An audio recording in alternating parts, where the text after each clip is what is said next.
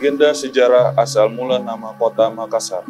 Banyak orang salah kaprah menilai arti nama Makassar berasal dari kata kasar. Padahal sejarah penamaan ibu kota provinsi Sulawesi Selatan ini sangat bernuansa Islami, yakni ditandai dengan mimpi Raja Talo ke-6 di abad ke-16.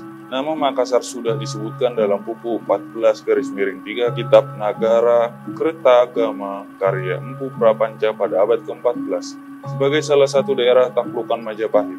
Walaupun demikian, Raja Goa ke-9 Tumaparisi Kalona 1510-1546 diperkirakan adalah tokoh pertama yang benar-benar mengembangkan kota Makassar. Ia memindahkan pusat kerajaan dari pedalaman ke tepi pantai, mendirikan benteng di muara sungai Jenebarang, serta mengangkat seorang sah bandar untuk mengatur perdagangan. Pada abad ke-16, Makassar menjadi pusat perdagangan yang dominan di Indonesia Timur, sekaligus menjadi salah satu kota terbesar di Asia Tenggara. Raja-raja Makassar menerapkan kebijakan perdagangan bebas yang ketat, di mana seluruh pengunjung ke Makassar berhak melakukan perniagaan di sana dan menolak upaya VOC atau Belanda untuk memperoleh hak monopoli di kota tersebut. Masjid di Makassar 1910 sampai dengan 1934. Dalam catatan sejarah Kerajaan Goa Talo, diceritakan Raja Talo ke-6 Mangkubumi Kerajaan Goa, 1 Malingkaang, Daeng Manyonri Karaeng Katangka bermimpi melihat cahaya bersinar dari Talo ke segala penjuru kerajaan dan negeri sekitar. Mimpi itu ia bawa selama 3 hari berturut-turut. Dalam buku Peristiwa Tahun-Tahun Bersejarah Sulawesi Selatan, karya Darwis, dalam buku Peristiwa Tahun-Tahun Bersejarah Sulawesi Selatan, karya Darwa Rashid MS, tepat di malam Jumat 9 Jumadil Awal 1014 Hijriah atau 22 September 1605 Masehi, di malam ketiga mimpi raja, sebuah perahu kecil berlabuh di pantai Talo.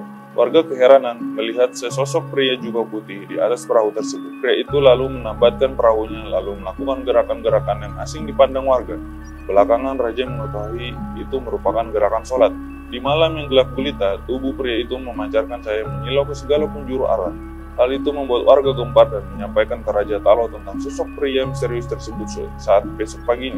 Mendengar hal itu, raja pun bergegas ke bibir pantai Talo. Belum sempat keluar istana, sosok pria itu tiba-tiba muncul di depan raja.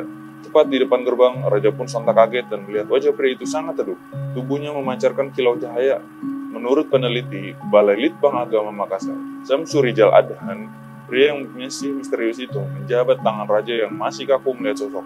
Usai berjabat tangan Raja Talo tiba-tiba bertuliskan bahasa Arab yang ia tak tahu artinya. Orang tua itu lalu meminta agar tulisan tersebut diperlihatkan pada lelaki yang sebentar lagi akan merapat di pantai. Kata Samsurijal Adhan saat ditemui Okezo di kantornya, Jalan AP Petarani, Makassar. Belum sempat berkata-kata, pria itu menghilang seketika.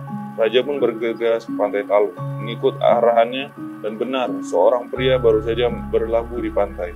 Raja pun langsung mendatangi tamu barunya. Pria itu bernama Datuk Ri Bandang, ulama penyebar Islam asal kota Tengah, Minangkabau. Saat ini berada di Sumatera Barat. Raja Talo memperlihatkan tulisan Arab yang tertulis di telapak tangan. Datuk pun menjawab tulisan itu merupakan 2 kalimat syahadat.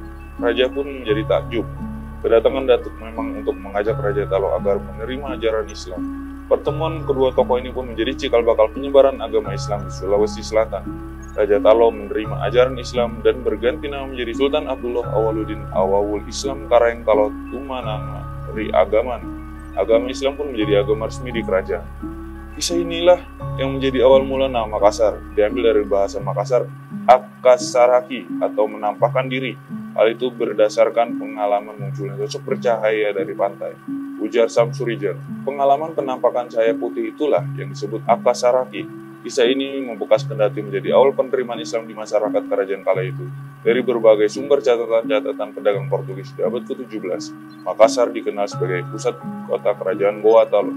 Meski sempat berganti nama menjadi Ujung Pandang, namun perintah bersepakat mengalihkan nama Makassar karena punya akar histori yang sangat kuat. Apapun yang dimimpikan Raja Talo pun jadi kenyataan. Usai masuk Islam, kerajaan Goa Talo menjadi salah satu sebab utama penyebaran Islam ke penjuru kota dan kerajaan di Sulawesi. Cahaya Islam menyebar cepat hingga saat ini dapat dirasakan. Islam merupakan agama mayoritas di Sulawesi Selatan. Sementara Datuk Ri Bandang bersama dia saudara Datuk Ri Tiro dan Datuk Sulaiman tercatat dalam sejarah sebagai ulama yang berpengaruh besar menyebarkan Islam di Sulawesi Selatan. Hingga akhirnya Datuk Ri Bandang tak pulang lagi ke Minangkabau Datuk Ribandang wafat di Kota Makassar. Makamnya terletak di Jalan Sinasara, Kaluku Bodoa, Kecamatan Talo, Kota Makassar.